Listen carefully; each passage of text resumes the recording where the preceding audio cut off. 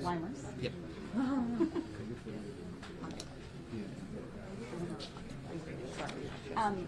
When you all speak, pass the mic, and it's this mic, not this one. Yeah. And can you do a test? Check, check. Nice. As you came into Union Station, our office was on your left, about 500 feet out of the station. Check. Oh, great. Very convenient for popping into you. Check. Which I have to do immediately after this. Immediately after this. Closer. Take care of it. Does this work?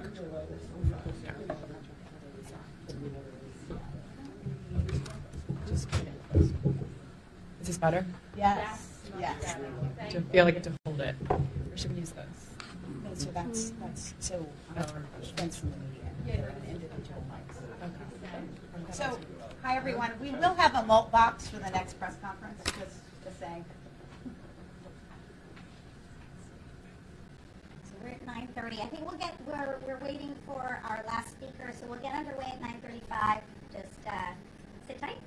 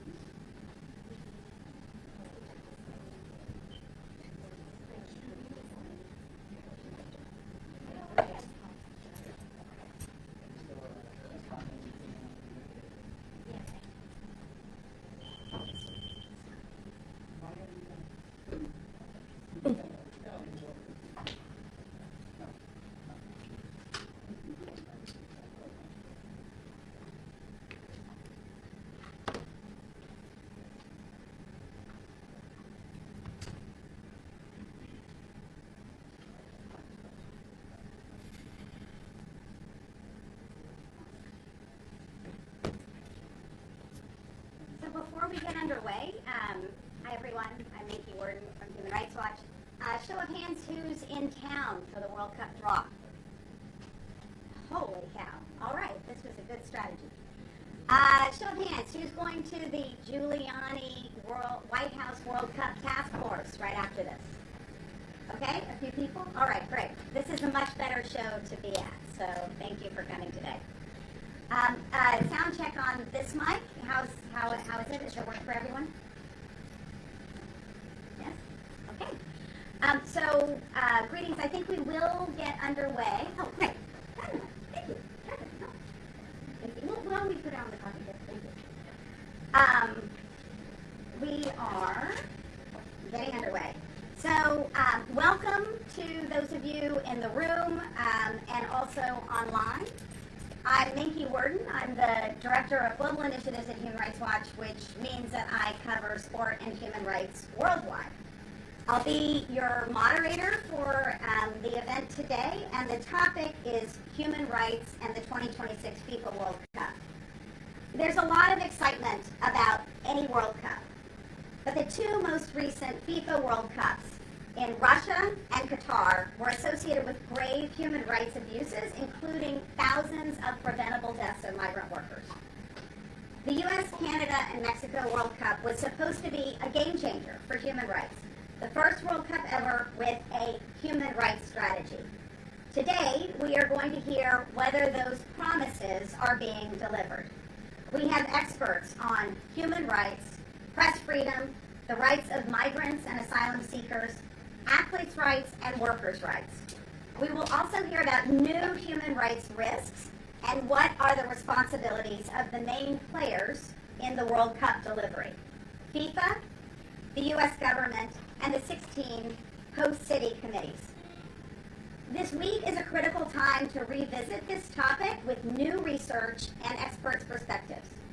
On Friday, Gianni Infantino, the FIFA president, and Donald Trump, the U.S. president, will participate in the World Cup draw at the Kennedy Center to determine which teams will play each other.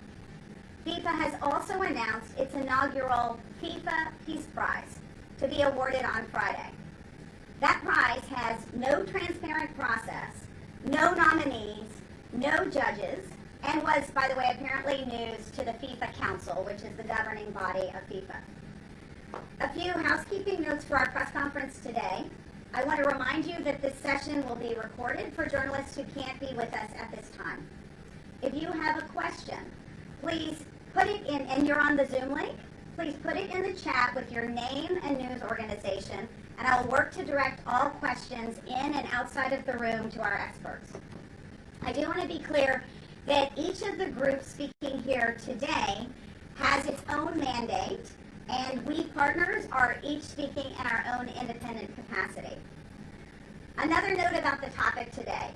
Human Rights Watch and our colleagues here, Amnesty International, the ACLU, RSF, and others, we regularly report on conditions in Canada and Mexico, as we have for decades.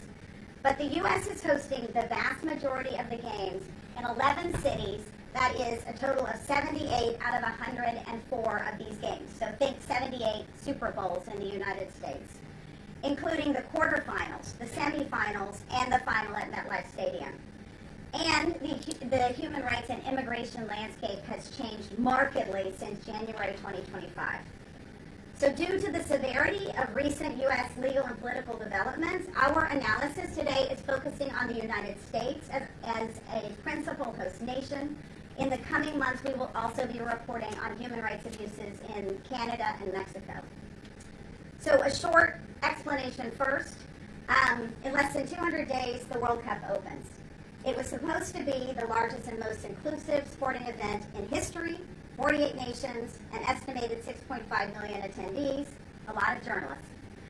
Truly global celebration, but increasingly it appears the world is not welcome, at least here in the United States.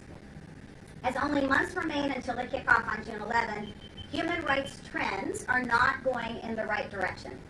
To illustrate this, Human Rights Watch is publishing new research today. It's a previously unreported case of an arrest, a family separation, and a deportation of a fan and a father at the Club World Cup final at MetLife Stadium in July. His father, who loves soccer, planned a special day with his children at a FIFA tournament. He used a small drone to try to take a family photo in the adjacent American Dream parking lot. Instead of enjoying the day watching football with his 10 and 14-year-old sons, the father, an asylum seeker, was arrested, turned over to ICE, held for 3 months in New Jersey's Delaney Hall detention facility, and then deported.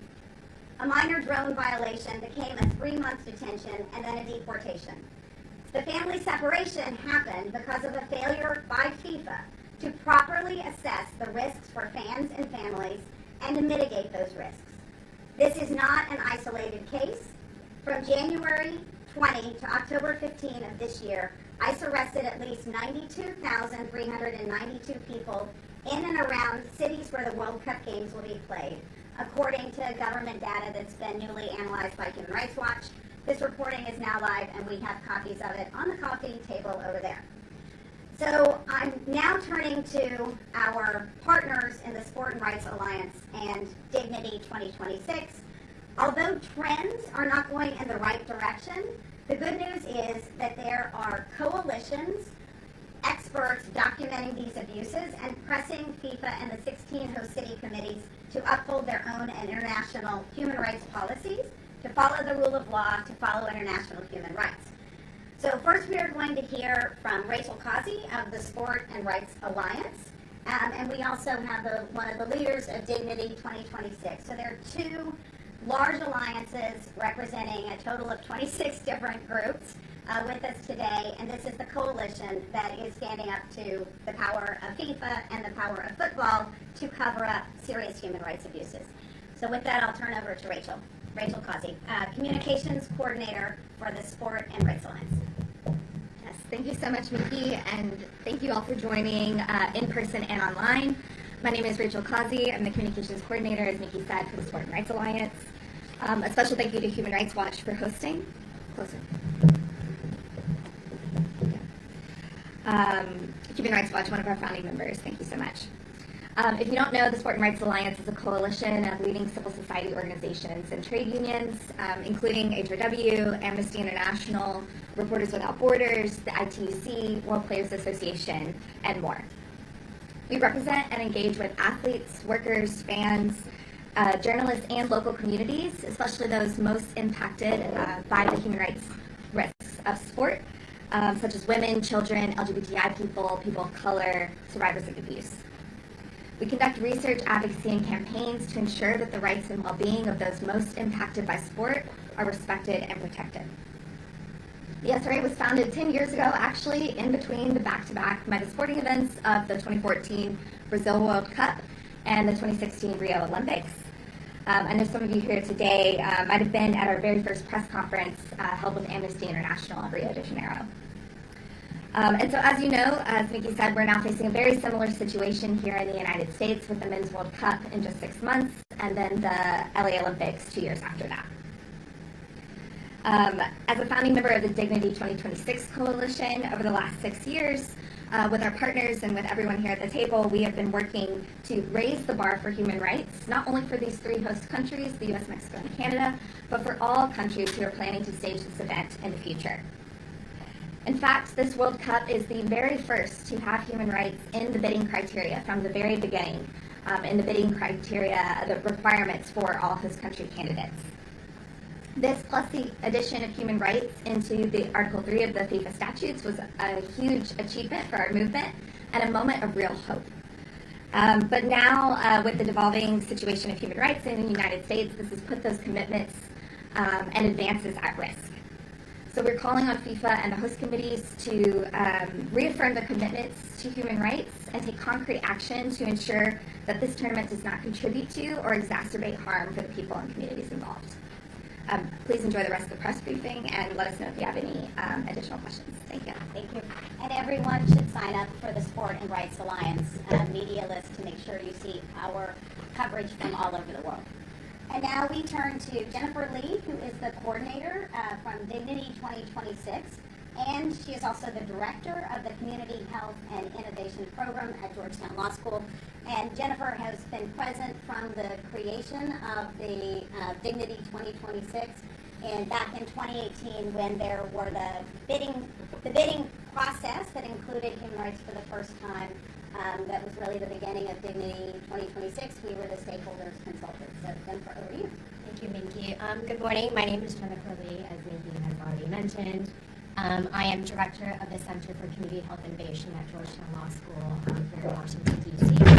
I also lead the Dignity 2026 Coalition, which is currently comprised of 16 civil society stakeholders here in the United States, including many members represented here today, NAACP, ACLU, SRA, Human Rights Watch, and many others who are unable to join us today.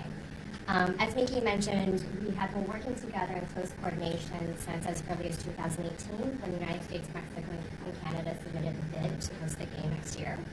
And our work includes, a part of our work includes working in close coordination with FWC 2026. In fact, much of our collaboration and consultations with the FIFA 2026 team in Miami has been highly constructive over the course of the past few years. That includes our providing significant input on the human rights framework that FIFA has shared with host cities that outlines expectations for host cities in terms of how they engage on issues like safety and inclusion, workers' rights, and access to remedies and grievance mechanisms. Our hope, of course, is that these principles will be substantively and meaningfully reflected in the host cities' action plans, which we expect to see in the early part of next year. And of course, we're very much hoping and encouraging host city communities to make sure that the stakeholders, the grassroots organizations in our cities who are boots on the ground on these issues, are able to meaningfully consult and view those action plans well before then. In addition to our sometimes very frank exchanges with FIFA, We are also working to mobilize grassroots stakeholders within cities and across all 16 host cities, and particularly those 11 here in the United States. And I want to say that finally, it's important to note that in addition to the host city committees and our expectations for them, we want to make sure that FIFA itself is held accountable to their own business and human rights practices, certainly in line with the United Nations guiding principles on business and human rights, which includes preventing and mitigating any harms that FIFA itself may contribute to or that are acted upon by government entities. So as Miki mentioned, we are 200 days or about 7 months out from the start of the tournament, and I think for many of us this is an unprecedented moment. We see before you today some of the most prominent civil liberties and civil rights organizations here in the United States coming together to express some of our concerns and also indeed expectations for next year. You'll hear from us many different issues, including, for example, I think for many of us, immigration is top of mind.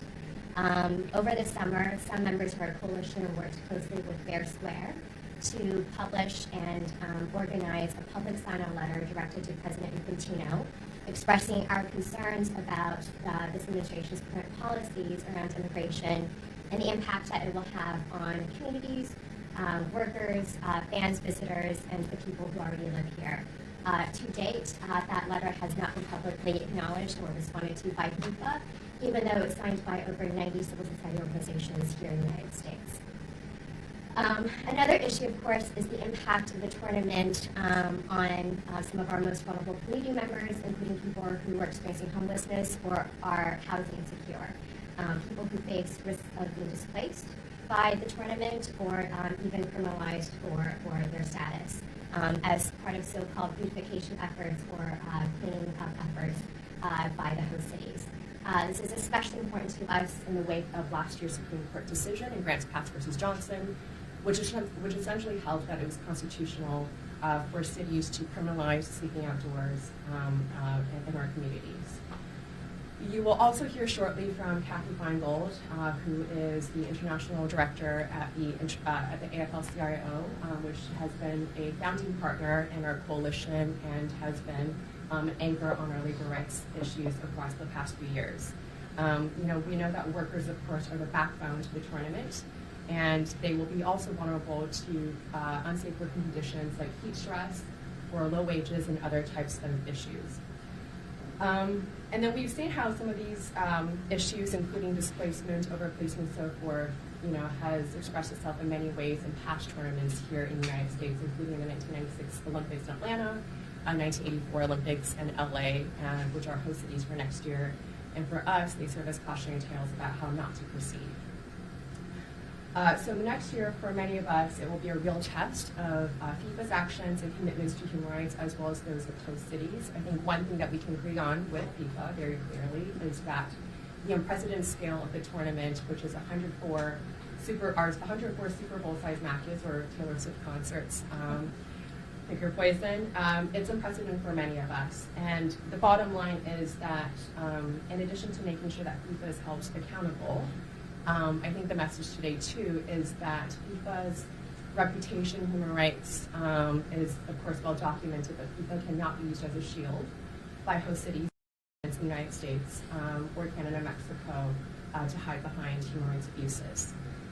In many ways, of course, 2026 is also unique because of the fact that the responsibilities for the operations of the tournament and the human rights protections are diffuse across many different stakeholders, including FIFA, but also host cities, host city committees, and various aspects of government. So every entity has a role to play, including all of us in this room as civil society stakeholders, as press, and as stakeholders broadly. But happily, I think the United States has a rich history of civil society organizations being movement and movement builders and agitators, as Jamal likes to frequently say, to make sure that that human rights conditions are protected. So with that, are we ready to introduce the video? I want to introduce Kathy Feingold, who of course is the International Director at the AFL-CIO and is Deputy President of the International Trade Union Confederation, or ITUC. Kathy is joining us by video today on recorded remarks. She's currently on work travel, and we're ready to set it up. We'll turn to Kathy.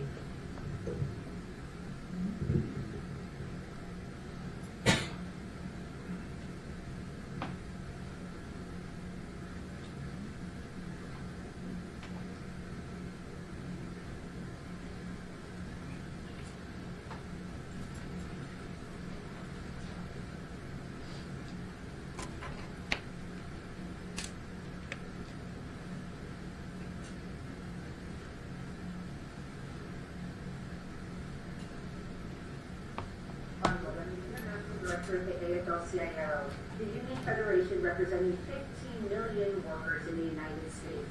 I'm also the deputy president of the International Trade Union Confederation, the global union body representing over 200 million workers around the world.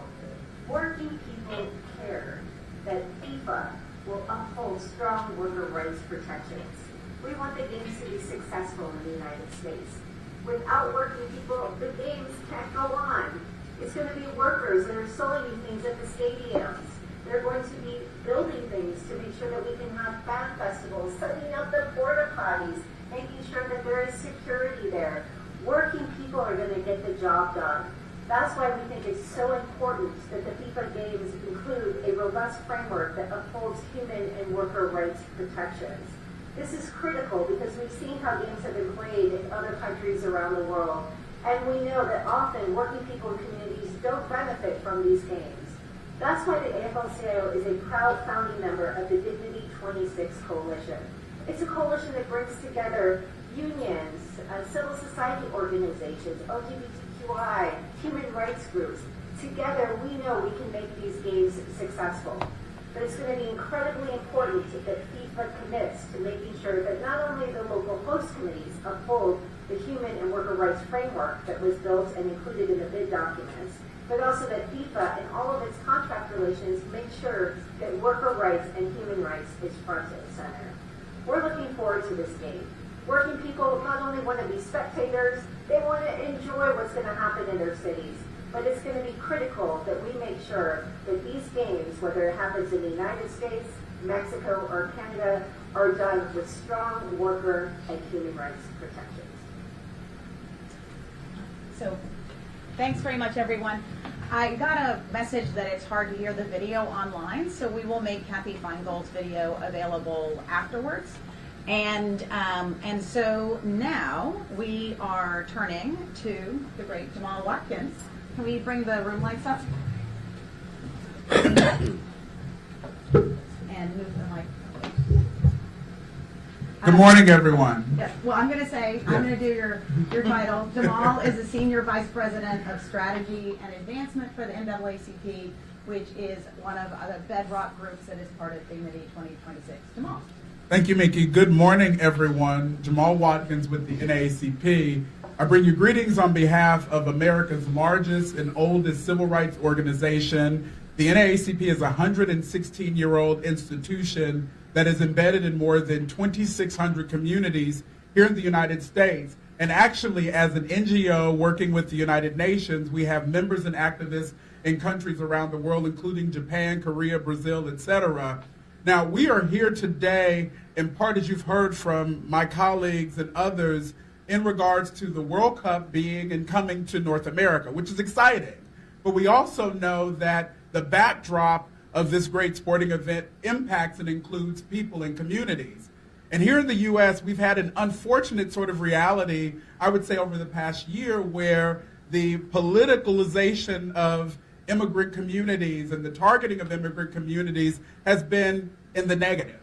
And what we find in many ways as we started this journey back even in 2018 was that our focus is putting people above profits. We know that fans, businesses, communities, working people, everyone benefits when sporting events come into communities and thrive. But we also know that there are some negative externalities that we have to face. And so the first concern that we have is this notion of immigrant communities being targeted and demonized by the current political administration.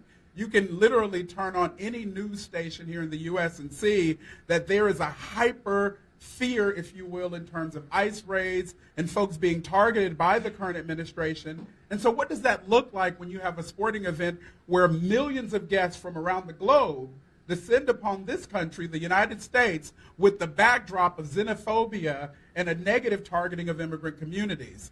The second reality that we are always tracking is that when these types of sporting events come into communities, we know that other sort of illicit and illegal activities skyrocket. Think the trafficking of women, children, people of color. Human trafficking becomes, for example, an issue. And so if we're not prepared to sort of stand in the gap and say, yes, the sporting event is great. Yes, we want to celebrate and have a great time, but we also want to make sure that communities are not negatively impacted. It goes back to that premise of putting people above profits. And finally, what we would argue is that given the amount of revenue and all of the eyeballs that will be on North America, and in particular the United States, we want to make sure that FIFA and every city and every community and the U.S. government toes the line that we're not just investing in the sporting event itself, where we're investing in the communities being safe, free from crime and violence, folks being free from targeting, folks being able to express themselves freely, freedom of the press in order to articulate and tell the right stories, and really to connect the dots so that when the World Cup leaves these great shores and goes to other countries, that the standards have been raised and that the bar is high for both human rights and civil rights. And that's the fight that we're in right now. And I use the term fight because in many ways it's felt like a push and pull when all we're saying is put people first, put people above profits, and make sure that the sport, the fans, the players, the businesses are all thriving in the right ecosystem. Thank you. Thank you, Jamal. And FIFA is very, very well known for putting people above profits. So so two things. We are going to turn to a video message from Matthew Puxafisi, who is a former men's professional player and an Athlete Ally ambassador. Athlete Ally is a core member of Dignity 2026 and also of the Sport and Rights Alliance. It works to stop LGBT harassment and abuse in sports, starting at grade school through professional sports. So we're going to tee up that video, and while we're doing that, I wanted to ask people in the room and also online if you can formulate and start sending your questions. We will turn very soon to the question period. So the room lights.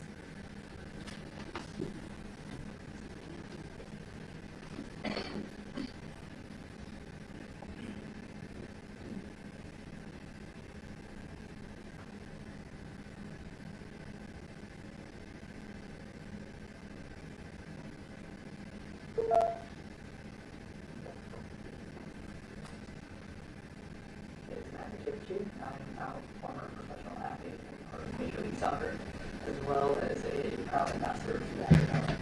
As everyone knows, the World Cup is right around the corner. It is simply put the biggest platform in all of world sports. I remember dreaming of playing in this environment, and these dreams did not start when I was in Major League Soccer. They started when I was a kid. The power of the World Cup is that we will have millions and millions of children across the world from so many diverse different backgrounds tuning in to watch this game. And it's really important that they feel seen and heard with their experiences in watching these games. When host nation permits hostility or discrimination against the LGBTQ community, as we've seen numerous times within the last year, as recently as last year's World Cup, the homophobic chants, it really gives off the message to these children that their dreams are conditional. And of course, that's not an experience that we want. And this extends beyond just young fans as well. Obviously, FIFA is a global workplace. In addition to players like myself, you have the fans who spend their time and money. You've got referees, medical staffs, and media teams. And ultimately, when basic human rights are not protected, all of these stakeholders are going to be looking over their shoulders. And you can't expect them to perform their best or even participate fully when that's the case. Ultimately, the organizations running these events, namely FIFA, have a moral and professional obligation to protect their workforce and the fans. That's why I'm a strong proponent of reinstating the strong anti-discriminatory policy that was put in place earlier this year. The policy needs to be clear and actionable to protect all of those stakeholders attending and or participating in this event in any capacity. So thank you all. We know the audio on that may have been hard to hear. To make that video available to you, discrimination and anti-racism policies that FIFA rolled back back. They rolled back their own policies earlier this year ahead of the Club World Cup, that those policies need to be reinstated. Some of you will know there were homophobic chants in the Atlanta stadium after those policies were rolled back by FIFA. So that's an important action item. So now we turn to another core member of Dignity 2026. Daniel Noronha is the America's Advocacy Director for Amnesty International USA, based here in Washington, D.C. And I've heard that it's much better with the mic very close. Perfect. Thank you so much, Minky. Almost to the face. Thank you so much, Minky. Good morning, everyone. Buenos dias. Thank you very much for having me here on behalf of Amnesty International. As you might know, Amnesty International is one of the oldest human rights organizations in the world.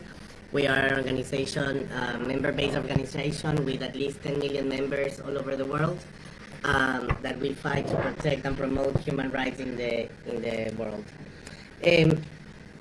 The organization is taking note of the current climate of intimidation and harassment that has been facing the protection of human rights in the United States in general.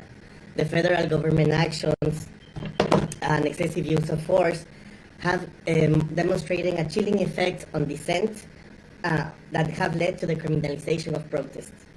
Additionally, the near dismantling of all human rights capacities within U.S. foreign policy, funding, and structure has deeply reduced the capability of international institutions for more accountability. This basically means that all international institutions that at some point could perform some oversight capacities have been diminished. Within this context, the ability to peacefully protest without fear of retribution is a cornerstone of a free society. Yet, this is increasingly under pressure in the United States. There is a long history of peaceful protest in global football, connected as well with people power. This is the most popular sport in the world, therefore people must be at the center of it. FIFA and the United States authorities must ensure that the World Cup does not become a pretext for stifling dissent or expanding mass surveillance.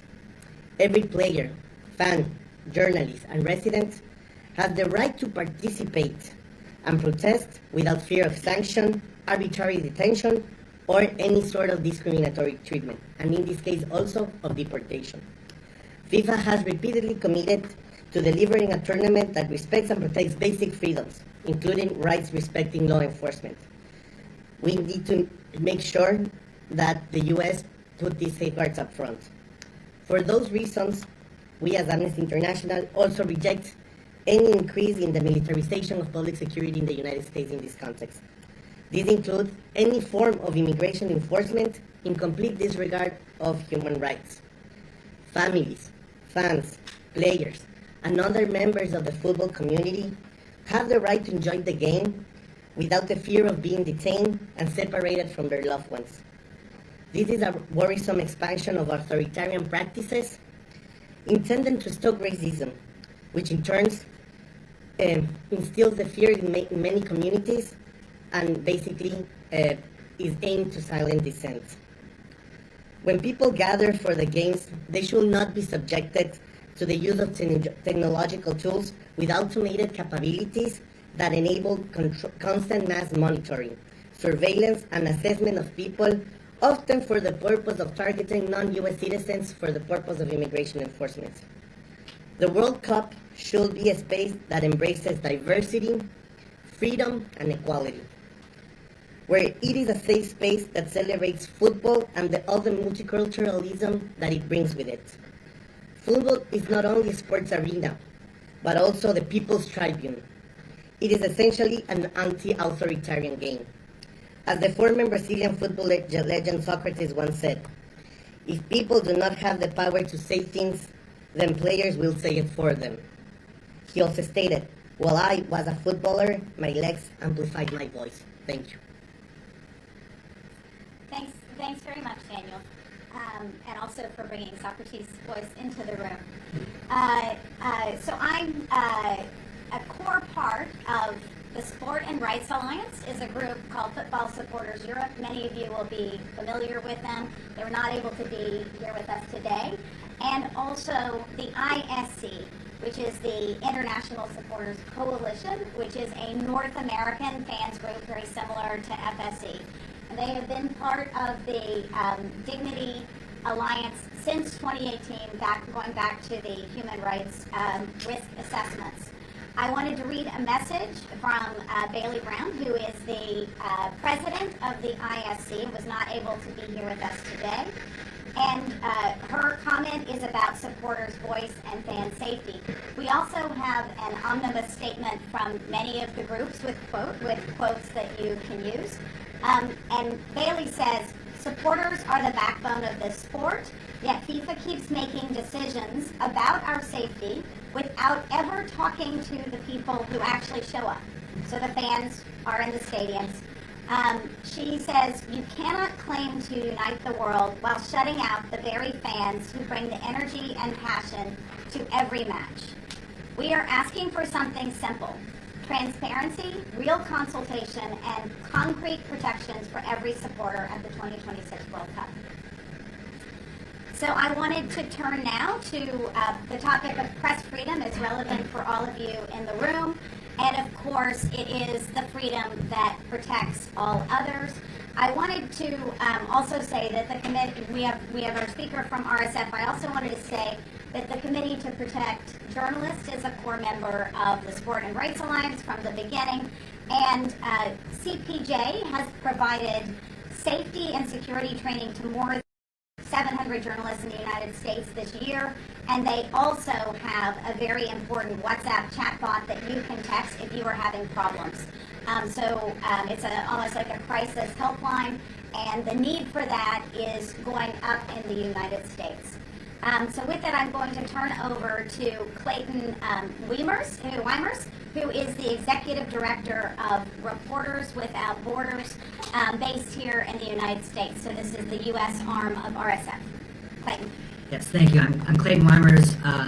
Reporters Without Borders is a global press freedom organization. We have offices in 15 countries around the world. We have a network of correspondents in 150 other countries. We really do make an effort to be everywhere, and obviously the connection here is that FIFA is everywhere, the World Cup is everywhere, soccer is everywhere. It is one of the things that really brings everybody together. And we know for a fact that the whole world, billions of people, is going to be tuning in to watch this tournament. But not just watch this tournament, but follow along. And the story of any World Cup is not limited to the 90 minutes that occur on a pitch. It's in and out of the stadiums, it's the run-up to the tournament, it's the construction of infrastructure, it's the fan celebrations and the travel from all around the world to converge on this one point and celebrate something that we're all very passionate about. And people all around the world who are not able to come are going to rely on journalists to tell a complete and contextualized story of this tournament before, during, and after the games are being played. And so we have to ask ourselves, what kind of story are they going to hear, or read, or watch? We have to ensure that the story is freely told, that journalists have access, that journalists are safe, and that journalists are left alone to do their jobs. We can't take that for granted, unfortunately. This tournament is happening against the backdrop of a broader crackdown against press rights in this country. And you can go to rsf.org and see almost daily updates on different examples of how that's happening concretely.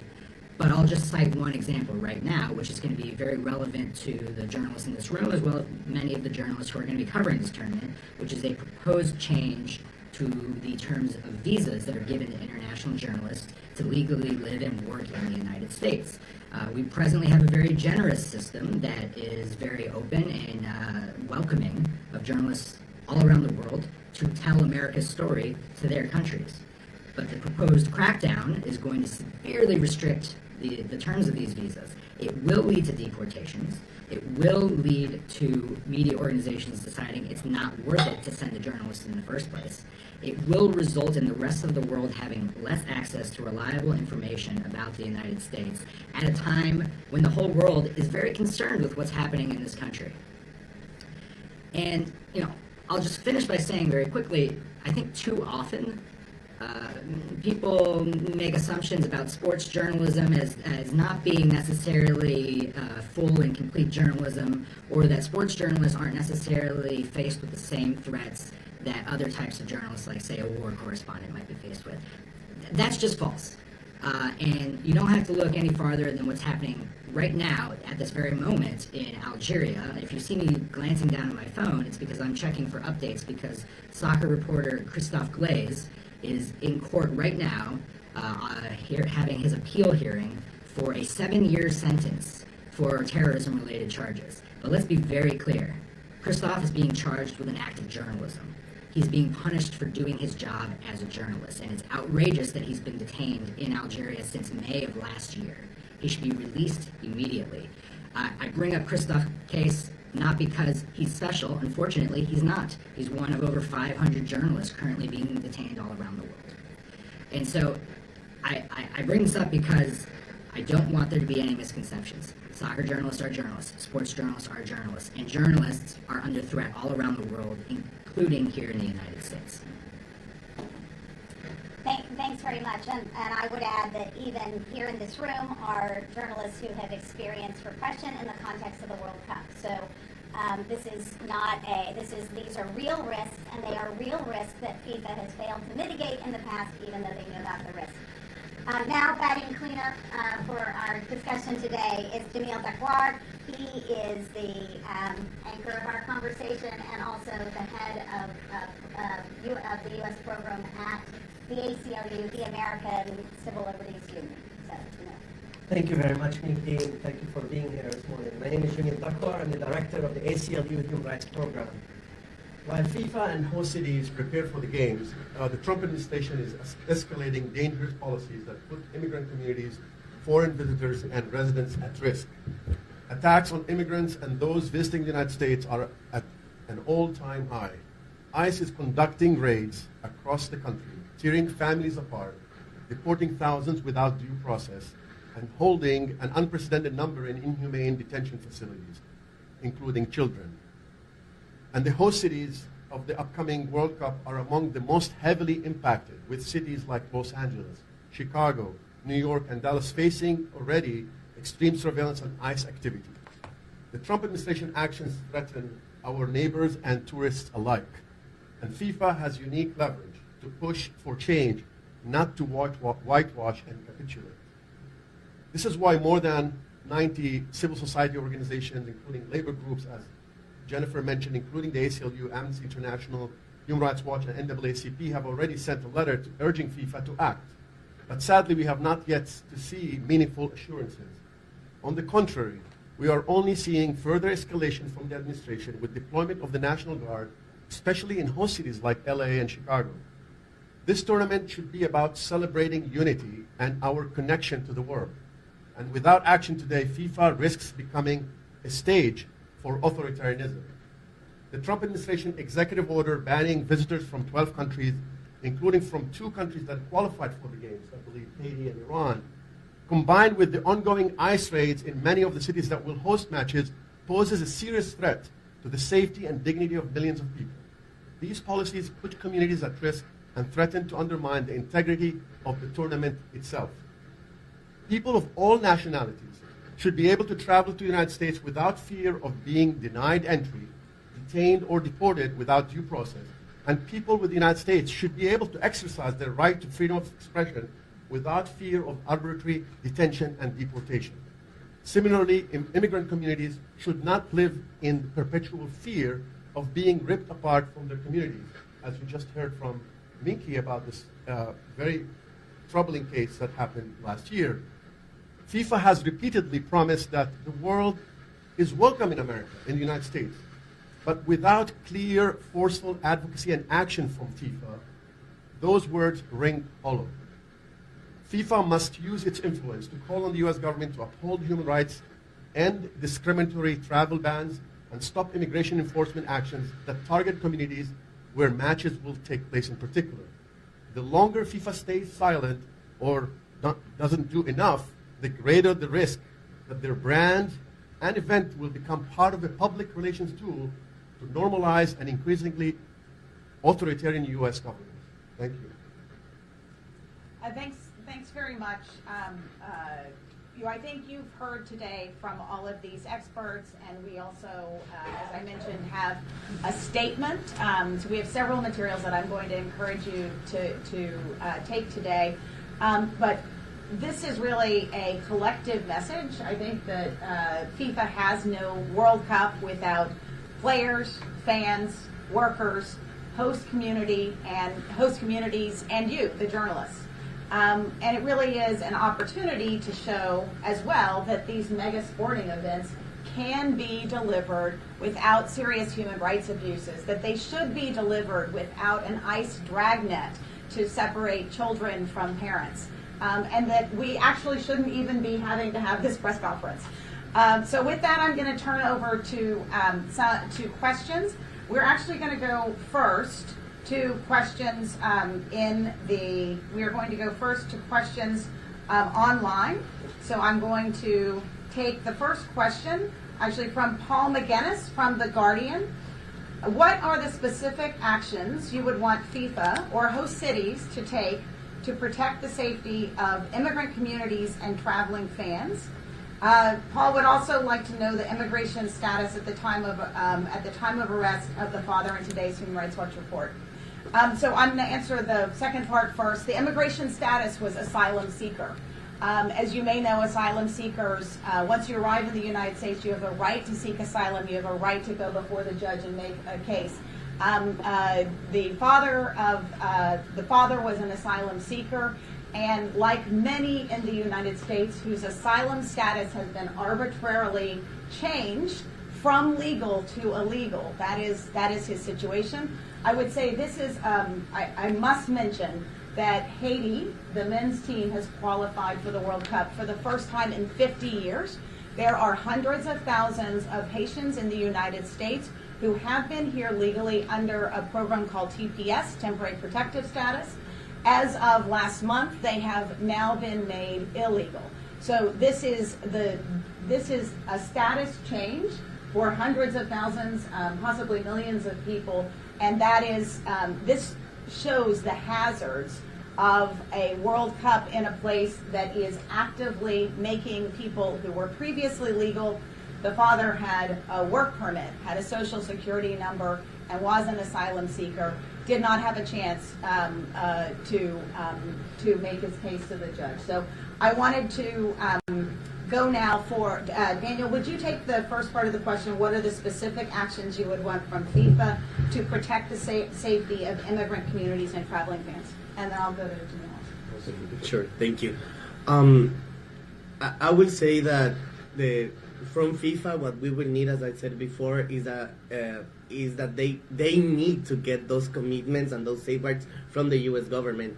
FIFA as a whole is an organization that does have the chance, for its volume, for its capacity, for its reach, to provide certain mechanisms and protections. But who is the real responsible here in this case specific is the United States, the government itself. The state has to provide the safeguards that none of these actions will be taking place, that no discriminatory policies will be implemented, and no types of immigration raids will take place in this context that will just hurt the game and will hurt the communities participating in it. Thank you. So I'm going to go to Jamil and then to Jennifer. Right, so on the question of what we expect of host cities, look, host cities in the United States have legal obligations, constitutional obligations, and human rights obligations. Before even talking about FIFA and sports events, that is something that they have to abide by the law, refrain from discrimination, racial profiling, targeting people because who they are, and engaging in any kind of unlawful activities. But of course, with this hosting these events, they have to have additional safeguards for rights protection, including for labor, for workers, for immigrant communities, for free speech and assembly rights, for all these events that are going to happen, so that people can participate freely without fear of being detained, summarily deported, etc. One of the things that we're concerned about is some cities have reached agreements with the federal government called 287G program. These agreements have been essentially deputizing to the local state governments the authority, the federal authority, to engage in local enforcement of immigration, particularly with relation to detention of certain people who would be detained. Those agreements have been harmful, have been abusive, have been well documented by our organizations as something that should not be there. So we are calling on host cities to refrain from these kinds of agreements, because these are something that open the door for more abuses and less transparency and accountability, and less people will be willing to be in those places if they will not be protected from abuse. Thank you. And our new Human Rights Watch reporting also has a section on the 287 treaties. Tim? Yeah, and I think it's also important for us to mention the fact that in addition to hearing from national stakeholders on these immigration issues, this is also clearly a very issue in many of the host city committees, and there's lots of local immigration advocacy organizations who've been kind of beating this drum for many, many years, and of course are very under-resourced at this moment. But I do want to kind of mention, in addition to the 287G agreements that Jamil has mentioned, and the fact that, I think a lot of stakeholders and cities are asking for repeals of those agreements, or at the very least making sure that law enforcement are trained adequately. I do want to say that, within this 100-mile border zone that we have in this country, where that allows for the kind of warrantless searches and arrests of individuals, I think we should note that 8 out of those 11 host cities here in the United States are within that 100-mile border zone. So I think that's one of the reasons why this is front of mind for many of our cities. I also want to mention that I think many of our cities' stakeholders are asking for open and transparent communication and information and data, including data tracking around the arrests and where they're being held, and just making sure that that information is made publicly in advance for all stakeholders. Thanks very much. So we're going to go now with a question from Khalid Nahar from the German media Sportschau.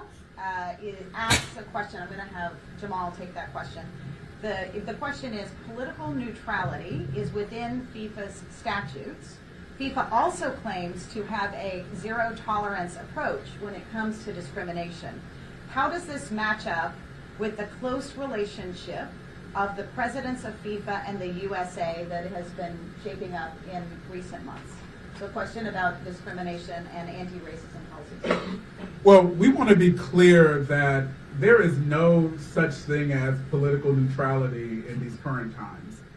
Most folks would argue that's like saying let's be colorblind, when we know that you actually have to be politically conscious of what's happening in the context in the U.S. in order to make sure that the policies and practices that you're adhering to actually match up with your values. And I'm using that because I don't want this to turn into all of our organizations are somehow anti-Trump. But what we are anti are the immigration enforcement policies that are literally tearing apart families and demonizing immigrant communities. You heard Minky lift up the reality that temporary protected status for Haitian community members here in the United States has been wiped away. For what reason? It's hyper-political, it's partisan, and it's meant to be used as a tool of fear. And so we're clear that in this moment, with FIFA coming into North America, the United States in particular, $14 billion plus of revenue, if the funding giant that FIFA is not using that to make sure that the values of embracing communities, making sure that policies and practices are embedded in due process, if those things are not being pushed to the forefront, then it does become very political. Then you actually are aligning with policies that are flawed and wrong, not only for communities here in the United States, but for the hundreds of thousands and millions of fans around the globe who are looking to the United States as a beacon for what should be democracy. And so in many ways, what we're wrestling with is not semantics, but it's real. And so part of the discussion that we've had even before this press conference, some folks would say, what's the chances of a family being torn apart and folks being detained in an extrajudicial process and disappearing? Very high. You see it on the news almost every day. This is not a conspiracy theory. It's happening in our communities. And so if FIFA turns a blind eye to this, then they actually are picking a political side. And it's the wrong political side connected to the values and morals that we as a nation actually stand for. Thank you. And obviously the World Cup is an attractive event. So it is it's an event that people love and are attracted to. and they may not recognize the dangers that are inherent, and it's FIFA's responsibility. I have a question from Sander van Meersbergen from Dutch media Algemeen Dagblad. And the question is about fan safety. Suppose I'm a Dutch fan wanting to visit the World Cup. What is your advice? Should I delete messages about Donald Trump on my phone? Are there other things I must keep in mind? I'm going to bring this question to a couple of our experts. I wanted actually to start with Clayton, because many journalists will be, I think we should recognize that one of the sub-themes today is the World Cup is a workplace. Matthew, the former MLS player, mentioned this.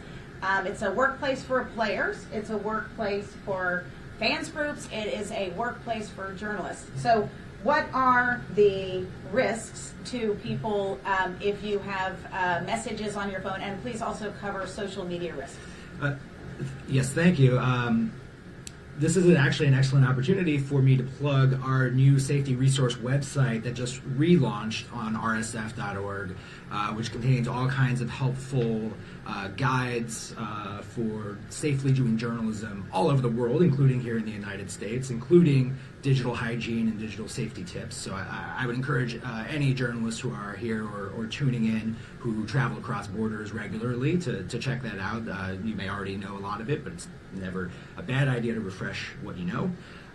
It is an unfortunate reality that we know that border agents are checking social media accounts of folks who are entering this country.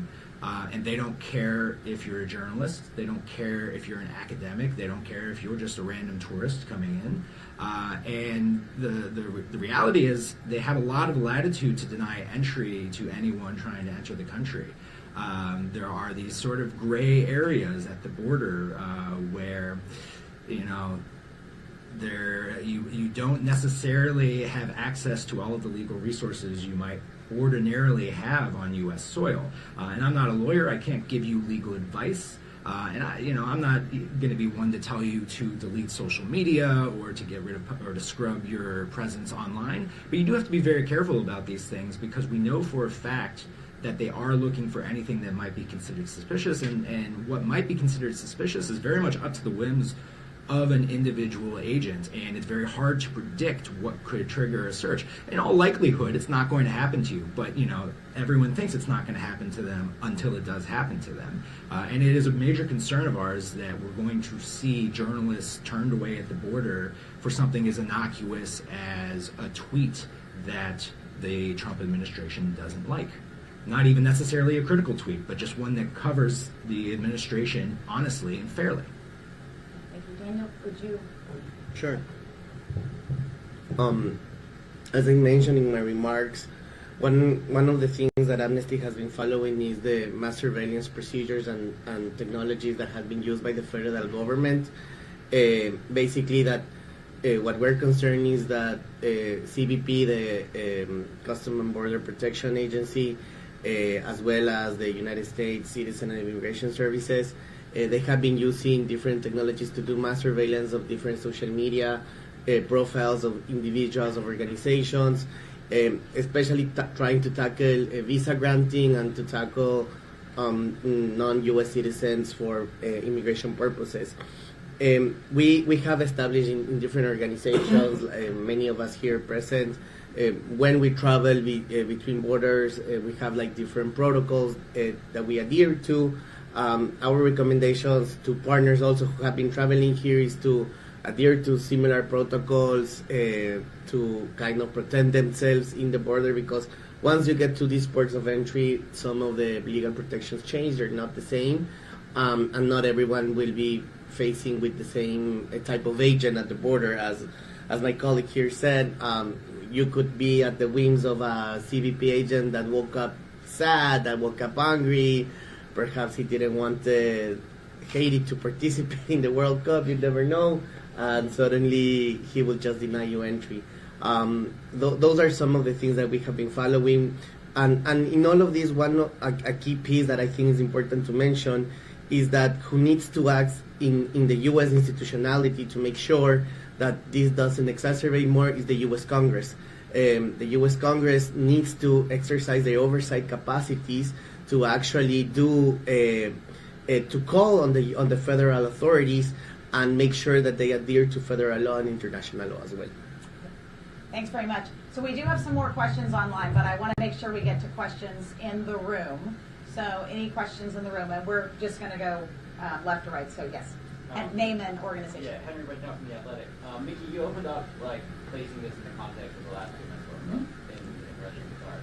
Does this feel similar at all? Not in the specific concerns necessarily, but the way that FIFA is interacting with those concerns and interacting with the government that is, the national government that is in charge of it. So I'll take that question, but whenever I get a question about this, I have a flashback to a Sport and Rights Alliance meeting at FIFA headquarters in Zurich back in 2016. Gianni Infantino had just taken office after the thermonuclear event of half of the FIFA Council being arrested for corruption, Sepp Blatter and other senior leaders being removed from office.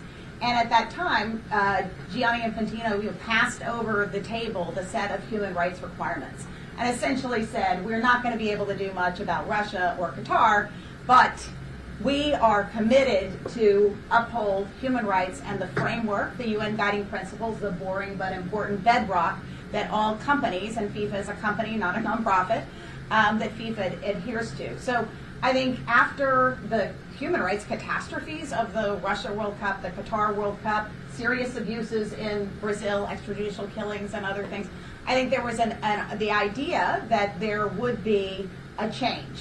And we are here to tell you today that idea, that concept that there would be a meaningful human rights framework, it is not working. We are within months of the opening of the World Cup, and there is a lot of work to do. It is not too late, but it is absolutely time for FIFA to uphold the commitments it has voluntarily taken to put in place and implement the human rights framework. It is also the response of host city committees. We've got a lot in the room, so I'm going to go quickly and then we'll divide. Yes? Mindy, do you think that the closeness of the relationship between the two presidents, Infantino and Trump, is a barrier to getting the kind of reform that you think you need? Is it too close, effectively, or do you think that should actually make it easier to elicit some of the changes that you're calling for? So I will I'll go to our experts, and I think every organization is going to have a different answer.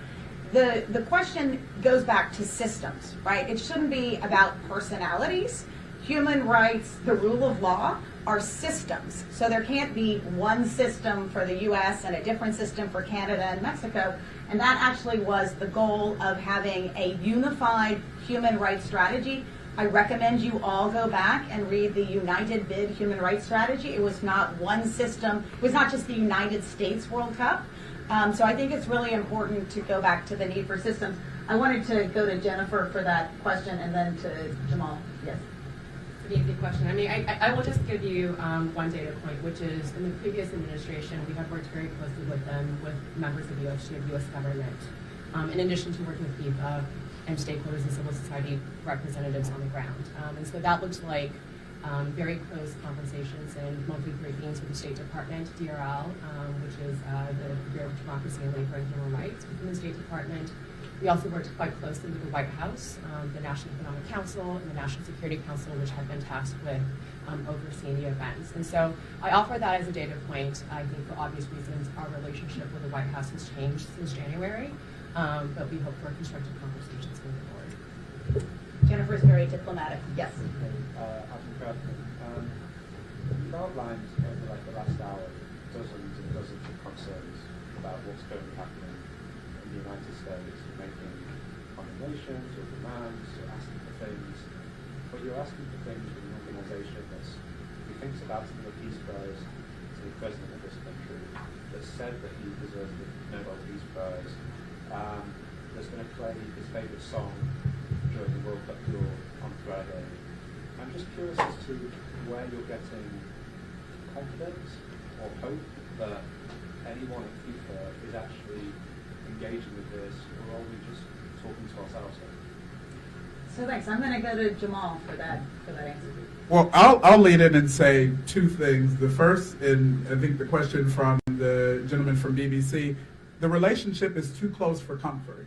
Because what we're finding is that when Infantino is with Donald Trump, then you literally are sending a signal not only to the United States, but to the world that all of the practices and policies that are coming out of this administration are okay or justified. And that is literally the antithesis of the agenda of an organization like the NAACP. I have a flashback to when we met with Infantino just down the street about a year ago. He sort of jokingly laughed off that the U.S. has problems when it comes to race and economic issues with working people. Yes. And that has been exacerbated by this current administration. So to your question about giving this president, if you will, a prize that says that he is somehow the ambassador of peace and is worthy and noble in some way in terms of embracing communities is actually laughable. And so I won't be diplomatic and say that the notion of having hope and the notion of fighting forward is what we have to do, not for FIFA or for the President of the United States, but for the communities we serve.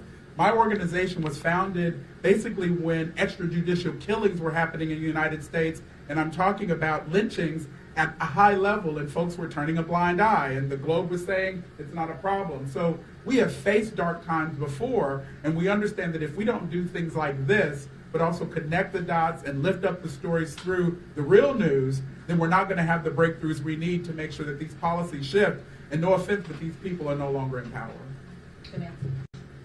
I would agree with, I just want to add another element here. We're not talking about just people having good relationships. So the problem that we're seeing here is that it's defiance of the rule of law, a defying of federal law and the Constitution in many of the actions that we're talking about. So in addition to the business and human rights framework that FIFA has committed to adopting and implementing, we're talking about a country and not just one person that can be above the law or any administration. It has to be consistent with the rule of law. That's why we're thinking, what do you say, what's the hope? The hope is that people in the United States, people around the world, can say that they can also express their views on what was going to happen. And they're already doing that through protests, through voting, through other means. And we think that those kinds of things will continue if this is going to escalate. This is not going to be a World Cup that will be leaving a good legacy if those things continue. This abusive immigration enforcement, crackdown on free speech, and the speaker that just asked earlier, the reporter, about whether it can be safely come to the United States, that's the kind of thing we're talking about. That yes, we cannot guarantee that people can come freely and without being stripped of their basic rights. Of course, under U.S. law, constitutional law, non-U.S. citizens have less rights protections at the border. That is known, and I'm not giving you any news here. But the matter of the fact is that the current administration has exacerbated the situation for particularly non-citizens and particularly migrant communities. People are living here with permanent legal residency have been threatened with deportation and detention. And we as the ACLU and our partners have launched legal challenges against those kind of practices because they take us back decades ago during the McCarthyism when you are cracking down on people's speech, particularly the kind of speech that the United States and the administration disfavors. That's why I'm concerned about major soccer players who has expressed views on certain causes, such as the Palestinian rights, would be denied entry or being detained or being subject to retaliation by the administration. This is the kind of thing that will really make this World Cup seem completely out of step with any basic human rights and international standards of decency and human dignity. And I have a request from online to repeat the name of the person and the question, and that was Adam Crafton asking, are we delusional to think that any progress can be made on human rights? So, Martin. Yeah, so Martin Ziegler from the Times in England. There have been a couple of occasions where Donald Trump has threatened to move World Cup matches from statistics.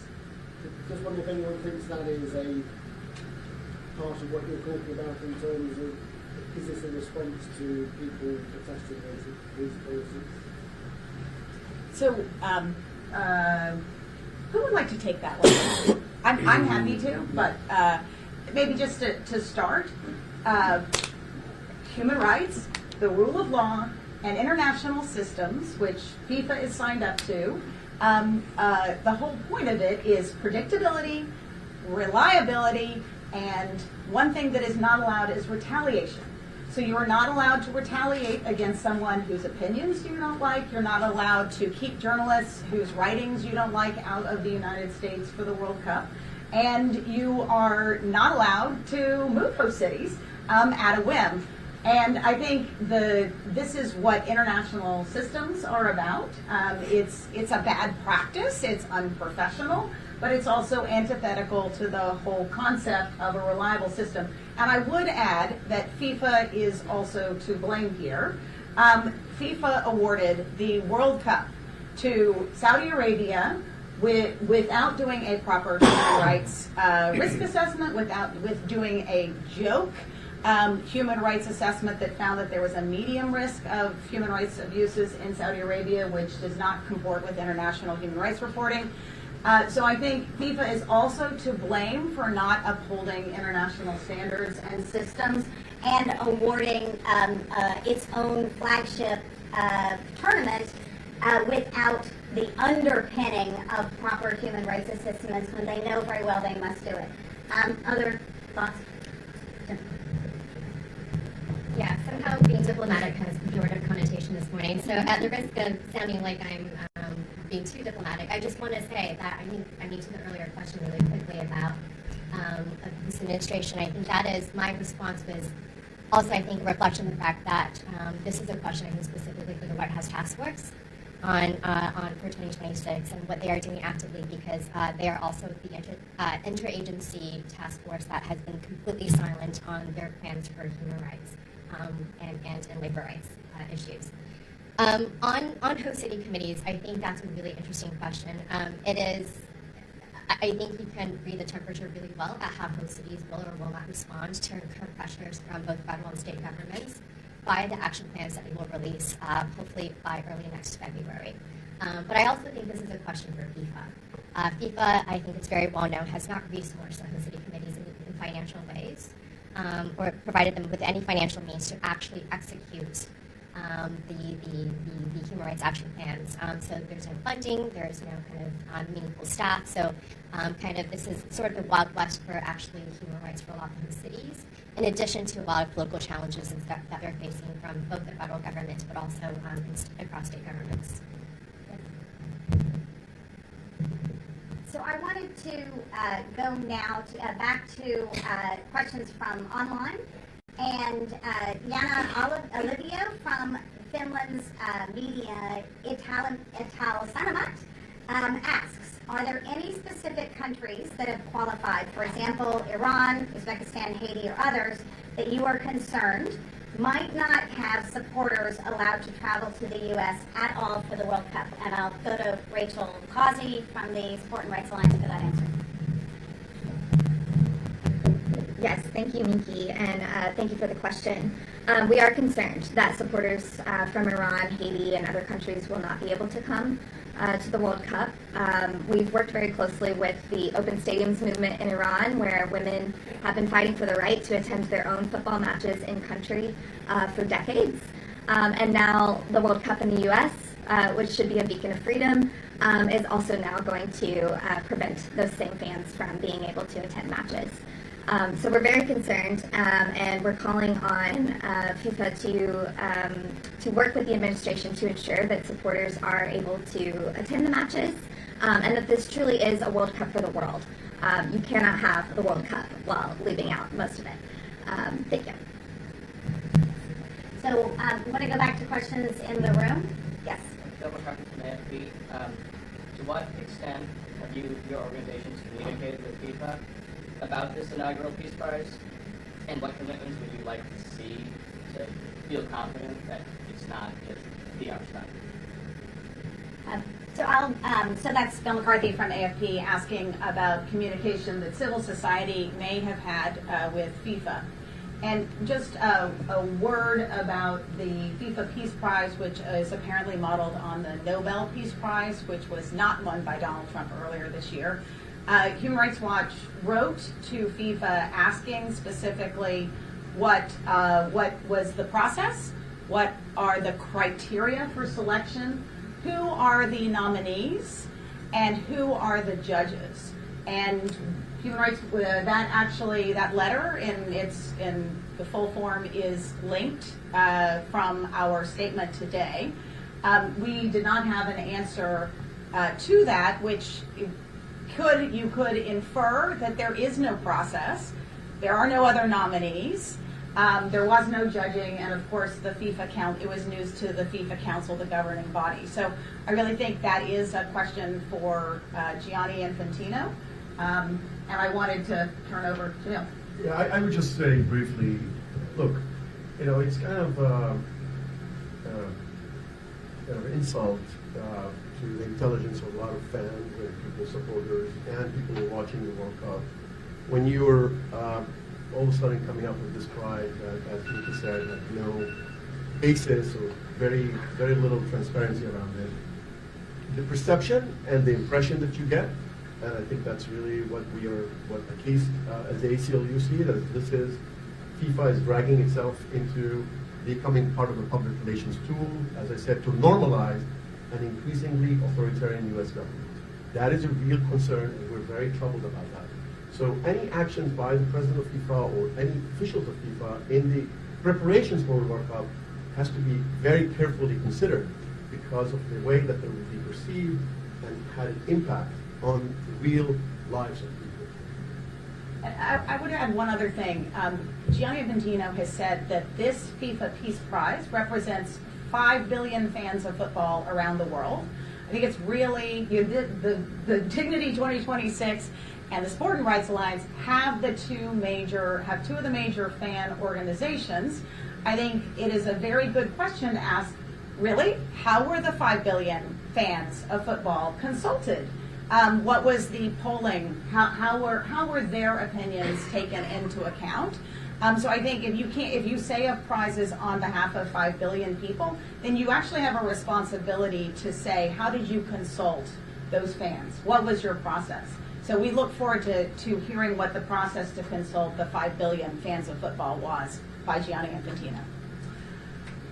So another question in the room, and we're going to go until 11 o'clock. This was advertised as 90 minutes, and if there are questions we can't get to online, I also would like to say that we are available to answer those individually, either in writing or with interviews. Yes? Yes, Howard from Norwegian Broadcasting Corporation. I have a question about the draw and where it's going to be. It's going to be the Kennedy Center, which I understand it has been quite controversial after Trump was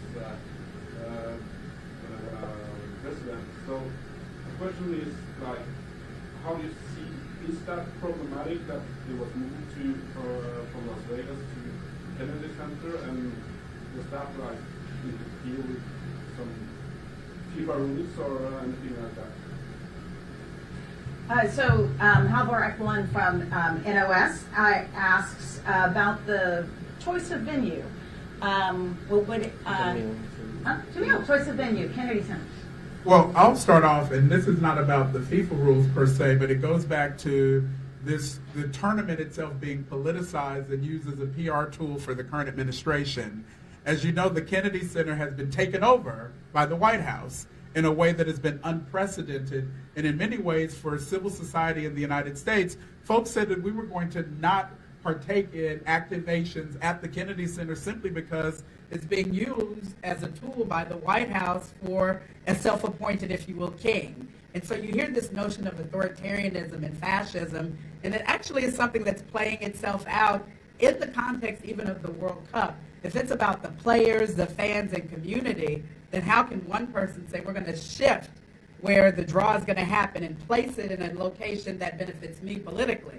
That's literally what we're seeing happen before our eyes. And so in many ways, the optics actually speaks to the undercurrent of what we're all lifting up, which is this is about the rule of law.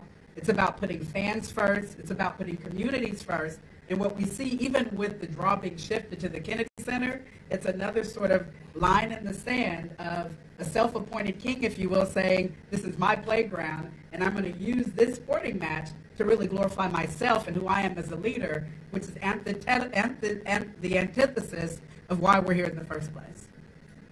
I would just add one additional comment, which is that this is part of a pattern of art institutions, science institutions, research, and really take back the country in terms of the interest.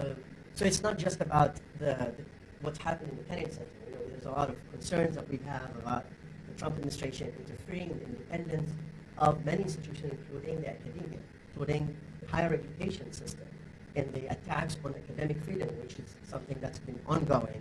And we've raised alarm and concerns, including in some of the context of litigation and other advocacy with other sister organizations. So we do have concerns about when you are trying to use this, as my friend and colleague Jamal said, you're trying to weaponize and trying to use the venues based on ideological reasons rather than ensuring that those kinds of places are open to all, are really places where people can feel that they belong and they're not under a particular political tag or particular political affiliation. And only when, if you are close to the administration of the political party, then you will be able to be welcome. I think what we care about is that to have a country that people are feeling all welcome, a feeling that they have equal protection under the law, and there's not a country that belongs to only to particular people who belong to a particular party or belong to a particular or voted to a particular president. And so that is, I think, what is at stake here. And turning the FIFA and the World Cup into some sort of another way of polarizing the country is really concerning to us. Yes, football should unite, not polarize. A last question in the room, and then we have one more online. There's any last question in the room? Yes. Problem for AFP as well. In which extent can have the ice raids an impact on during the World Cup? And can Trump also send the National Guard in some cities like he's done before with LA? Yeah, so we'll go to Daniel this time. Sure, thank you. Sorry. The question was about risks of ice raids from the AFP. Sure. I think at this point, and as we have seen progressively in the past weeks, we think that it could be high probability. I mean, we started with raids happening in specific parts of the country. We started in LA, that's happened here in Washington, D.C., and have been expanded to different parts of the country. We saw the horrific raids happening in Chicago, for example. We saw that almost militarized raid in a apartment complex where Blackhawks came on top of buildings and federal agents were dropped there. Toddlers were tied hands outside of their buildings. So we're seeing all these different patterns that bring, of course, a worrisome perspective of what could be done afterwards. We are hearing today right now, for example, with the report that was headed by our sister organization, Human Rights Watch, on what is happening on these detentions in this context. So although we have heard reassurances by FIFA and in public statements that this will not happen, we cannot be confident of the world administration. It has been on several occasions as well in the Oval Office, in other type of statements where the president has said, well, once we have the visa and you decide to stay, you're going to be Secretary No One's problem now. So there is this instant speech of belittling international fans, of putting down anyone who wants to attend these games and these events. So it's a very high probability as well of the use of the National Guard. We have seen an uptick in militarization, and we think that this could be amplified more, and that's what we have been saying. The World Cup security cannot be used as an excuse of heightening up the militarization in different parts of the country. Yeah, and I agree with that. I just want to add, we are concerned about militarization of law enforcement now, tomorrow, before the World Cup, during the World Cup, and after the World Cup, right? And of course, now the focus is on the World Cup because it's such a big event that has likelihood that this will make things worse for people in this country to feel safe, particularly immigrant communities. Well, one other thing I want to add this administration is ramping up its enforcement, immigration enforcement. For those of you who don't know or not familiar with the budget that was adopted by the U.S. Congress just a few months ago, we're talking about $170 billion in funding for immigration enforcement, including $45 billion specifically for ICE detention. Where is that money going to go? It's going to be going to these operations that we're seeing on a daily being expanded. Not only that, our concern is that military bases are being used in order to hold, and they're already holding migrants and immigrant detainees there before they're being sent and transferred illegally and many times abroad. So we're very concerned about militarization of law enforcement, very concerned about militarization, bringing the military into our cities, into our communities, and turning military bases, which really has reminiscence of the horrific legacy of the internment of Japanese Americans during World War II. And that is something that I think we need to be very, very, and this is an issue that has made the country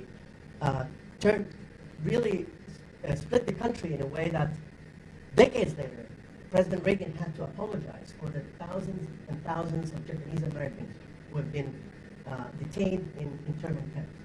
We do not want to see this happening in this country. There's already been chapters like this. So FIFA had a role to play in sending a clear message and take a real commitment and assurances that be made that those things are not going to be happening during FIFA. But we want them to be stopping tomorrow, today and tomorrow, not to wait until next summer.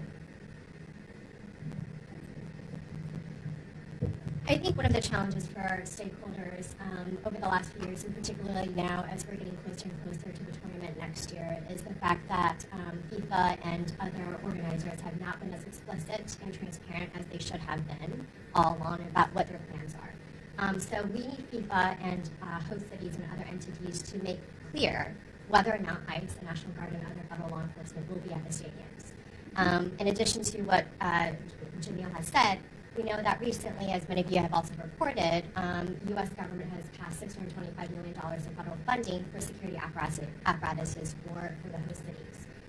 We don't know how that money will be used. I don't know when we will know how that money will be used. We also don't know what the security apparatus or footprint looks like from FIFA within stadiums, at fan festivals, and other tournament areas.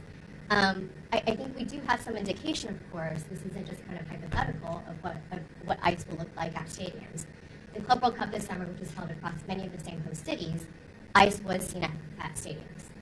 I will just note that in kind of the readout or the post-mortem on the Club World Cup on human rights issues and through FIFA's grievance mechanisms, without naming those specific numbers, we do know that federal enforcement immigration was one of the biggest concerns. Overwhelmingly, almost a third of the complaints that FIFA received in its grievance mechanism portals was around federal policies or enforcement, i.e. immigration.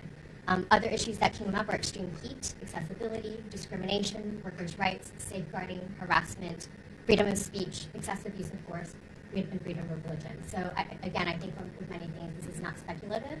We know that ICE at this rate will be at stadiums, and we need more clarity from FIFA about what they plan to do about it. Thanks very much. So, and just one point about this, all human rights are interconnected. So the situation in Los Angeles, for example, where there were ICE raids in communities, and then there were peaceful protests against the ICE raids that turned violent with the militarization. So all of these human rights issues are related, and you could see how there would be a perfect storm about ICE actions at a tournament which is supposed to be about uplifting humanity, but turns out to be about separating families, possibly forever. So I'm going to take one last question, and then I'm going to ask every one of our panelists to respond to this, because I think it's a question that is a subtext of what we've been talking about today. And it is a question from Claire Richardson from BBC News. This week, U.S. Homeland Security Secretary Kristi Noem has recommended a full travel ban for a list of additional countries yet to be announced. We talked about there was a dozen in the executive order from last June, and a total of 19 countries are affected in some way from the June executive order. This question is, how do you expect this could affect travel for teams and fans to the United States? So I'm going to start with Rachel and also ask that the answer to that question from our experts wraps up your final thoughts. Thank you so much. Yes, we have seen that news and are very concerned that Haiti, Iran, and then now there might be many more teams and cohorts of supporters that are now not able to, or at least under fear of not being able to come to the U.S. I think some of the executive orders in the past have included carve-outs for players and other officials with the teams, but we are calling for more transparency on that. We need really clear guidelines about who is able to come to the World Cup, and we need FIFA to use its leverage to ensure, once again, that this is a World Cup for the world. I think just to wrap up, there was a question earlier about what gives us hope. Why are we still calling on FIFA to do things? And it is because the FIFA does listen. We might be known for criticizing FIFA a lot, but there are wonderful things that FIFA has done, including just recently allowing Afghan women's national team football players the right to play again as the Afghan women's refugee team. We're still fighting for recognition for the full team, but it shows that FIFA does listen, that FIFA understands when it's wrong and is willing to make changes. And so we are going to keep pushing as long as we have breath for that. And then finally, the fans. FIFA is not President Infantino. It is not one person. It is not 5 people. It is the billions of fans around the world who have immense power and care about their sport not being used for authoritarian means. So that is, thank you very much. So Clayton, maybe the travel ban and how it could affect these travel bans, and then an unspecified future list of countries that could take us to 50. Yeah, well, there was a question earlier about the close relationship between FIFA and the presidential administration right now, and in this instance, FIFA needs to use that close relationship to secure concrete commitments of a transparent and accessible process for journalists to be able to come to this country legally to cover the World Cup before, during, and after the tournament. And I also want to be clear, this can't be limited to just FIFA-accredited journalists or to Federation-accredited journalists or to journalists who are from countries that have qualified for the World Cup. This is the world's tournament, even though a small handful of countries are participating. The whole world is watching. The whole world wants to come. The whole world wants to watch it. Thank you. And journalists from all over the world have the right to come to the United States to cover this story of global significance. And Daniel, a question. Thank you. I think that we have made it abundantly clear that this is a world event. This is a world event that encompasses the most popular sport in the world.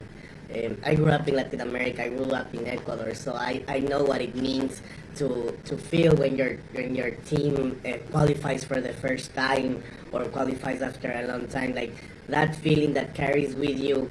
It also creates national identity, especially in countries that have suffered a lot. You coalesce around football. Football is really what brings you together. So these type of actions really does diminish the purpose of the tournament, does diminish the purpose of the sport, does diminish what is intended to do, which is to unite.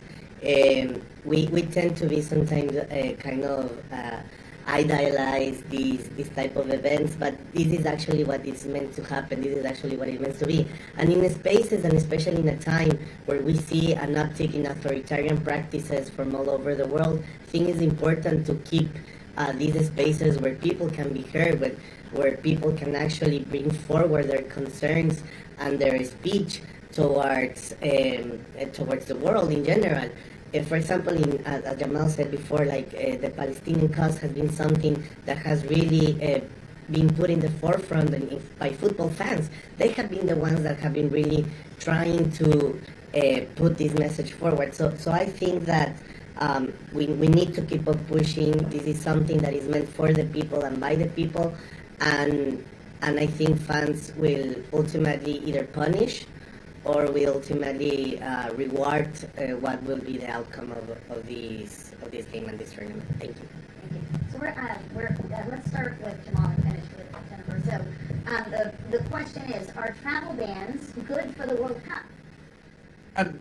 Unapologetically, no. Let's be clear that travel bans or any bans in this country are usually used as a political tool. If we were to go back to the first Trump administration, there was the Muslim ban. And so you think about these travel bans as being used to demonize communities. And so if you're targeting a country like Haiti, you're not just talking about the communities in Haiti, you're also talking about folks in the United States who have temporary protected status, which has been stripped away. You're talking about taxpayers who live in the United States who want to actually participate in our democracy. So this notion of a travel ban is a smokescreen for politicization of an authoritarian regime. And so in many ways, what we would say as the NAACP is that the focus has to go back to people and communities, putting people before profits, making sure that what happens before, during, and after the games is all about investing in communities. You're talking about 5 billion plus fans around the globe and millions of fans here inside of the U.S. borders. If we don't invest in those communities, making sure that they're safe, making sure that the working people are safe, making sure that the standards are elevated, then we're doing the wrong things. And as I started and I said earlier, we're not talking about the kings that live here in Washington, D.C. We're talking about the kings on the field. And so we want to make sure that the sport is being amplified in a way that connects the dots. And so as we continue to fight forward and push forward, you know, I'm reminiscing, I like that question around why do we keep doing this? We won't stop until we win. And what winning looks like is making sure that every community is included and every community is made whole. Thank you. Jamil, And very quickly, because I know we're wrapping up, ACLU believes that we have to have a system that is fair and humane, a fair system of treating people and humane treatment of all people. And that applies to situations where executive branch exceeds its and misuses its and abuses its powers in order to advance particular political agenda. We think that people should not, should be no collective punishment. There should not be overbroad, and any racial or religious animus is something that is rejected by the U.S. Constitution. And therefore, we'll see the details of what kind of bans they'll come up with. ACLU, as always, will analyze this, and we will look into exploring all aspects of all possible measures that we can take, including litigation, as we did in the past.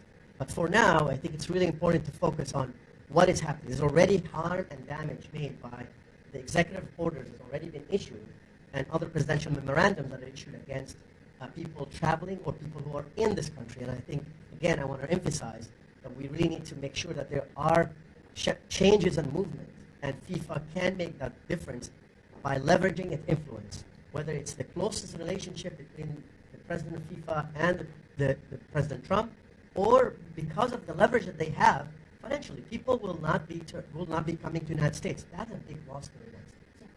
And we don't have the numbers. I'm sure somebody will do the numbers, and we're not experts in that. But I feel like, finally, on a personal note, as Daniel said, I'm a Palestinian American. And as a Palestinian American, I would want to see also Palestinians be able to travel, and who are living here, or be able to travel to the United States to watch the games. The fact that there is already decisions made as a matter of a collective punishment against Palestinians who are holding Palestinian passport issued by the Palestinian Authority is something that is personally troubling. I'm not here speaking on it as ACLU, but rather just giving you a sense of how people in this country, we are a community of people who come from all over the world. So taking people out, banning people based on religion, nationality, or race, or sexual orientation for other matter, or political views, is something that we should not endorse, should not accept in this country. And that's why I think we're going to be fighting for a fair and humane system of immigration that treats everyone based on the merit rather than weaponizing it for ideological reasons. I'll try to be quick. So I think on the ban, I think it's just to be clear, and I think I speak for many of us, if not all of us up here, is that we want visitors to come. We want the World Cup to go off next year without a hitch. I think many of us, as you can see, are great fans of football and of this sport, and so we want to see it go swimmingly. But this should not be at the expense of some of our most vulnerable residents, be they immigrants, the unhoused, workers, children, and so forth. In terms of the hope question, frankly, I don't know that we have a choice.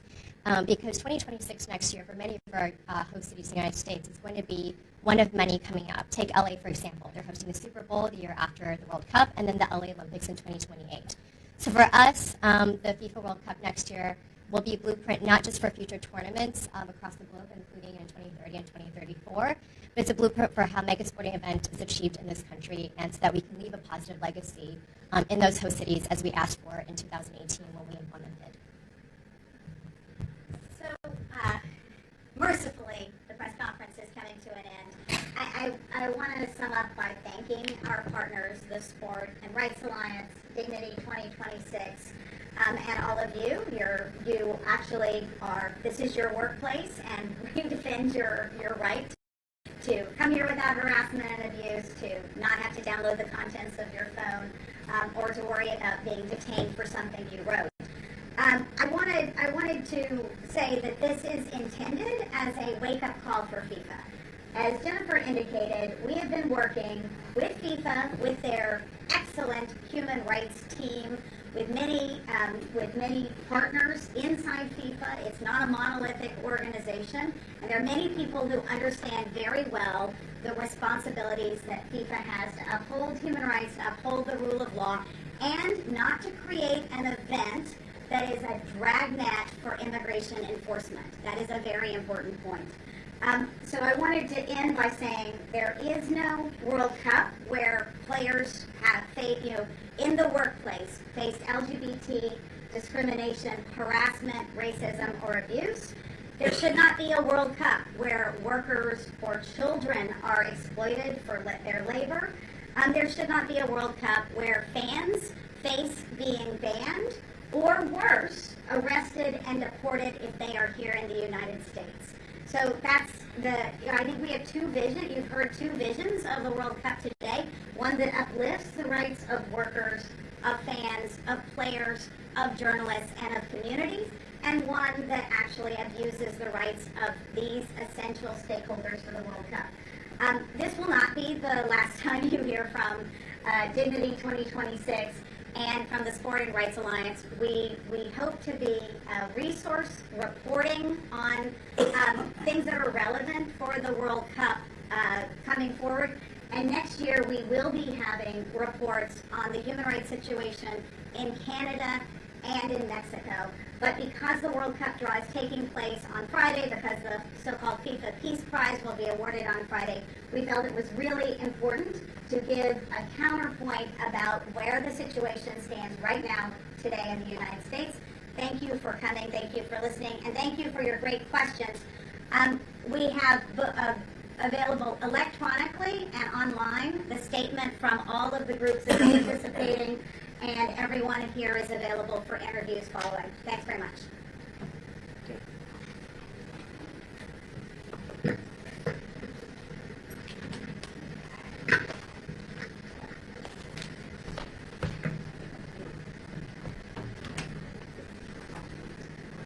Thank you for staying past the beginning of the Giuliani.